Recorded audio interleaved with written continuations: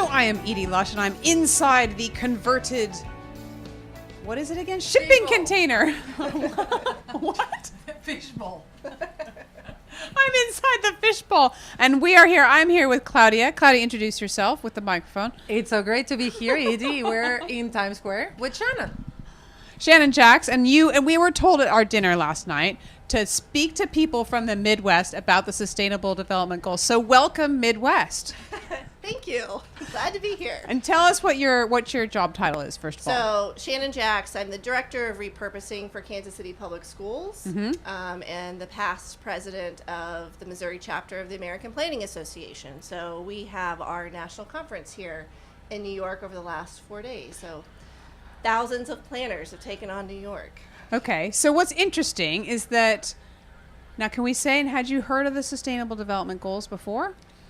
I'm afraid to say I haven't. Okay, how does that make you feel, Claudia? It's totally like I am not surprised at all. I think that I think that we just had a download and told you that the Sustainable Development Goals are this plan of 17 goals that basically constitute the business plan to save the future of the planet and its people, but it's not known by enough people. And part of why we're doing this podcast is to make sure that we bring that framework and the relevance for people about why should they care. So overall, I think that if what you were telling, and we would love to hear what you're doing, because I'm pretty sure that 90% of everything that you're doing has a place and a clause and a space in the Sustainable Development Goals. So why don't we actually start there? Why don't you tell us a little bit more about what your job constitutes? Sure. So I work for an urban school district that has had declining enrollment for a variety of reasons. People moving out to the suburbs, not terribly sustainable, but also just with the charter schools. So kids moving to different schools, which has meant that we've had to close school buildings. And tell us about the demographics of your school district too. So we're over 90% free and reduced lunch, over 90% minority, so black and brown students, even though that's not close to the makeup of the demographics within our portion of the city. So we have had a lot of white flight from not only from the urban core, but especially from public school system. So I have been charged with finding new uses for 30 closed school buildings. So almost 2 million square feet of space. Okay, so what are some of the things that you're doing? So we've been pretty lucky that we've had several projects converted into affordable senior housing, market rate housing. We have one that's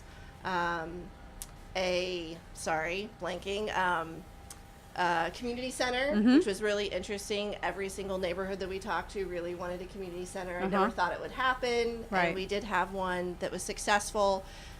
We have one converted into an after-school system, and then we've had one that is kind of a hub for small businesses that want to co-locate together, so co-working space. That's one of the most recent ones. I no. Take the microphone. I guess what hog that mic. Would love to know is you were talking about like in the region where you are and with the mentality that you have, you're not really sure how the linkage with Sustainable Development Goals plan that was held or that is related to the UN would play with your community. Tell me more about what you were saying before. Like how does that, like, how do you care? What happens when you mention the United Nations? Right. So I was at a public meeting where we were talking about conversion of one of our closed school buildings into mixed-use housing and commercial. And we had a local resident who was really, really worried about this. He thought that by doing a higher density in this neighborhood, so more residents and commercial, that was somewhere a symbol that the UN was going to be taking over that location. So there's a group they're called Anti-Agenda 21 folks, and there's some, I don't know if it's a conspiracy theory or paranoia about governmental takeover when you have any sort of higher density changing in zoning or Right. these types of uses. So we have to be really careful. Planners throughout, I know the state of Missouri have run into some of these challenges. So we have to be careful about where you talk about a linkage with a project that has some really good sustainability factors at the local level. I think there's worry about too much of a connection with the UN because of these conspiracies that are out there. How does that make you feel, Claudia? Look, overall, I think that the UN as an institution. Where do you park your black helicopter, by the way? How do we actually? No, overall, I think that the UN as an institution was created after the Second World War to define a very particular, just like a very specific set of problems. And it has an opportunity right now to reintroduce itself to a completely different set of problems and society issues that make it relevant but not understood in the bigger sense. I think that the inequalities and the anger that we see all around the world are so deep and intrinsic, embedded into people's fears and feelings that they don't want to see a global institution that is far away, that doesn't resonate with my local community, just like intervening. And that is a great opportunity for me, literally just having the Sustainable Development Goals as someone that works for the UN, having the Sustainable Development Goals as a framework that basically really spells it out, almost like as a citizen to-do list, as a city to-do list. What can everybody do? And not only that, but my dream is that in 2 years' time, you feel that what you're doing actually not only is something that you're trying to do, but many other people are trying to do it, and everybody's embedded into this framework, into this plan that basically puts you into a context of, well, we're all trying to do the same. Cities have an enormous role to play, and overall, I think that it is just like very interesting to hear what this conspiracy theory is, and I just don't want to dismantle it as in like, oh, how can you do that? I think that it's an opportunity. It is a reality. I mean, it is a real stuff that we have to be talking, and precisely again, we have to be talking about the S word. So why does sustainability matter? Yeah, that's what we're calling our podcast. What do you think of that? I think that's great. No, that totally works. Okay, you're like the S word. Yes. Would it resonate in the Midwest, since we have the Midwest sitting with us? I think so. It's just how to do it within a Midwest context is important. I mean, I have a connection to farming, and my dad grew up on a dairy farm. He still farms today, and they're all about sustainability, but it's framed differently.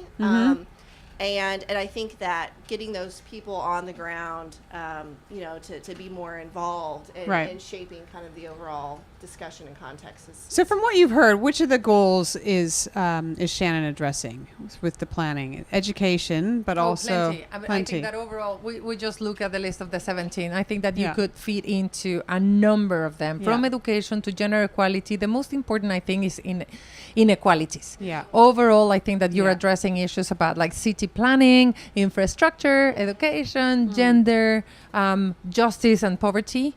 I think that you do have a lot of partnerships ongoing, and so I just mentioned 6 of the goals. Now, but do people care about that? Maybe they would become, if like I lived in Atchison, Kansas, which I know is not Kansas, but you're from Kansas State, right? Like I'm gonna tell you a story about that. But if you would actually tell John Smith from Atchison, Kansas, like, do you care about the sustainable development? Goes, no. Do you know that you have a measuring stick to actually come back to your government or to your city to say, like, actually, I have the right to have a school and a community center and all of these kind of things? Maybe it will become different. No, I really do think so, that it, and I think that's one of the challenges is how to adapt kind of the conversation for who your audience is. Right. And that's a constant challenge for me in the work that I do, just from neighborhood to neighborhood, let alone from region to region. Yeah. So kind of different language, or maybe just it's the same. Maybe it's just keeping it very simple, keeping it about community and about people. Or and connecting, maybe using the same language, but having that local context Yeah. and things that are going on in that community specifically. I want to tell you my story about Atchison Yes. Casa. So when I was in primary school, going into secondary school, I was in a religious school, and I really, really didn't like it at all. No, I had like all these nightmares about the nuns coming and after me and all that. And my dream was to go into bilingual school, but I've never learned a word of English. And I went to this bilingual school, and they said, like, over my dead body, you can't actually pass this. These kids have been speaking. And at the same time, the nuns were coming to my father and my mother, like, she's really bad and she has to get out and so on. So my father said, like, you know what? As a punishment and as a way to see whether you can really survive in a place, you really want to speak English, you really want to go to that school, I'll put you in the middle of Kansas, Atchison, Kansas, where no one speaks Spanish, for sure. No one you will find a friendly face And what actually speaking happened? to you Spanish. How was it? I went there for 8 months, and it was the middle of nowhere in Atchison, Kansas. You know, like in a school, like a girls' school that had a boys' school on the other side of the hill, and the school was in the middle. Oh my God, that was the wildest thing ever. You know, like I learned everything that one should never learn in life in Atchison, Kansas. There is the Amelia Earhart birthplace and Okay. museum. in Did you spend a lot of time there? Kansas. I think she's saying no. I can understand that, but I was there recently. I took my parents Atchison, there. Kansas. I was. We went to the Amelia Earhart Museum, so Nice. that's my only connection. All right, we're going to wrap it up here. Shannon, thank you very much. Thank and you, we're very appreciate it. pleased to have introduced you to the Sustainable Development Goals here on the S Word. The fishbowl, Times Square. Edie, Lush, and Claudia Gonzalez, thanks so much.